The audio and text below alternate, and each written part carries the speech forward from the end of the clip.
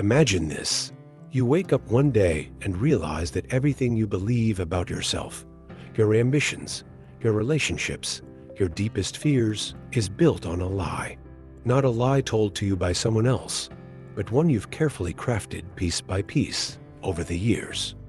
A lie so convincing that even you don't notice it anymore. It whispers in your ear when you fail, telling you it wasn't your fault. It applauds when you succeed, assuring you it was all you're doing. It's the voice that says, you're fine, even when you're not. This is self-deception, the art of lying to yourself so skillfully that the lie becomes your truth.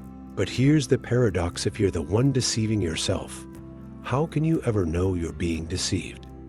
How can you trust your own mind when it's the very thing hiding the truth from you? Think about it.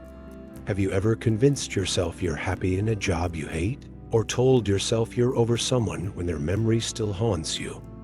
Have you ever justified a bad decision, only to feel a gnawing unease you can't quite place? These are the cracks in the facade, the moments when the lie falters. But instead of facing them, we patch them up with more lies, burying the truth deeper. Why do we do this?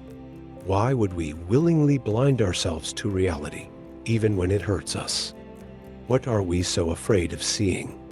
And more importantly, what would happen if we stopped running from the truth? The answers lie in the shadows of your mind, where the parts of yourself you rejected wait to be seen. But to find them, you'll have to confront the most terrifying question of all. What if the person you've been lying to is the only one who can set you free?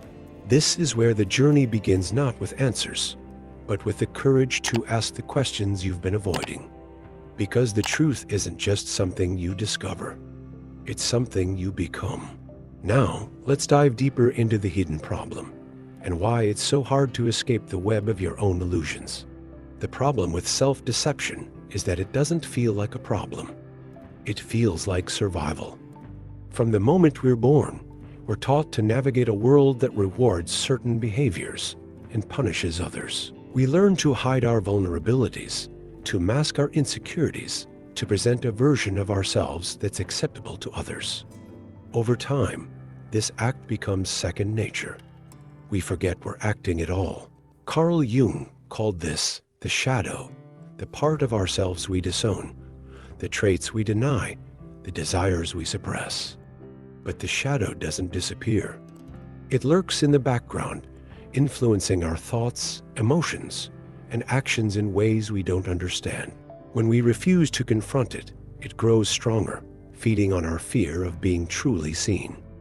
Friedrich Nietzsche saw self-deception as a coping mechanism for the unbearable weight of existence.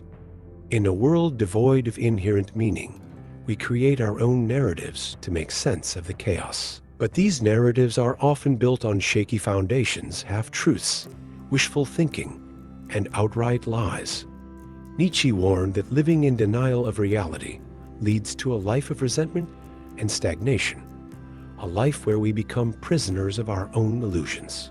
Arthur Schopenhauer took it further, arguing that self-deception is rooted in our will to survive. We lie to ourselves because the truth is often too painful to bear. We convince ourselves we're happy in a toxic relationship because the alternative, being alone, feels worse. We tell ourselves we're content with mediocrity because the thought of failure is paralyzing. But this survival mechanism comes at a cost. It keeps us trapped in a cycle of suffering, unable to grow or change. Jean-Paul Sartre called self-deception bad faith, a refusal to accept our freedom and responsibility. We pretend we're not free because freedom is terrifying. It means facing the uncertainty of life, the burden of choice, the possibility of failure. But in denying our freedom, we also deny our potential. We become passive observers of our own lives rather than active participants. The roots of self-deception run deep, intertwining with our psychology, our philosophy, and our culture. It's a defense mechanism, a survival strategy, a way of coping with the chaos of existence. But it's also a trap, one that keeps us from living authentically, from facing the truth, from becoming who we're meant to be.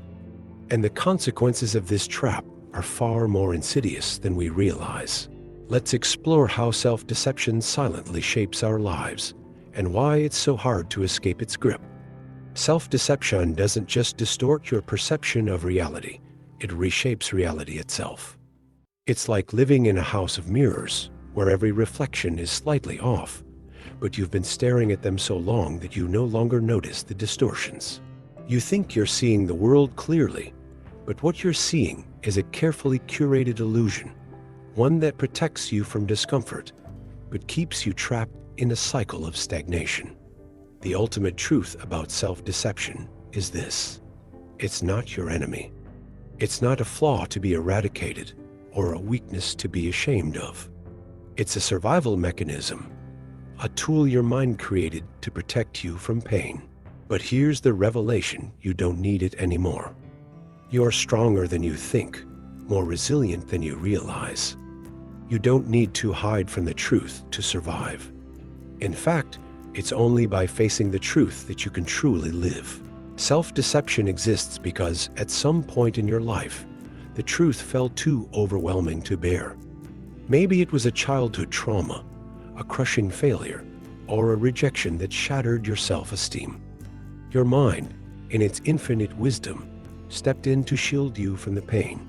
It told you stories, created illusions, and built walls to keep the truth at bay. And for a time, it worked. It helped you survive. But survival is not the same as living. Living requires courage, the courage to face the truth, no matter how painful it may be. It requires vulnerability, the willingness to let go of the masks and show up as you are. And it requires trust, the belief that you can handle whatever the truth reveals. When you stop deceiving yourself, something extraordinary happens. The walls you've built begin to crumble, and the light pours in. You see yourself clearly, perhaps for the first time. You see your strengths and your weaknesses, your triumphs and your failures, your beauty and your flaws. And in that clarity, you find freedom. This is the paradox of self-deception. The very thing that once protected you now holds you back. But once you see it for what it is, a tool, not a trap, you can let it go. You can step into the light of truth and embrace the fullness of who you are. So, what now? What do you do with this realization? You live. You live boldly, authentically, unapologetically. You embrace the discomfort, the uncertainty, the messiness of being human. You stop running from the truth and start running toward it, because the truth isn't something to fear, it's something to celebrate.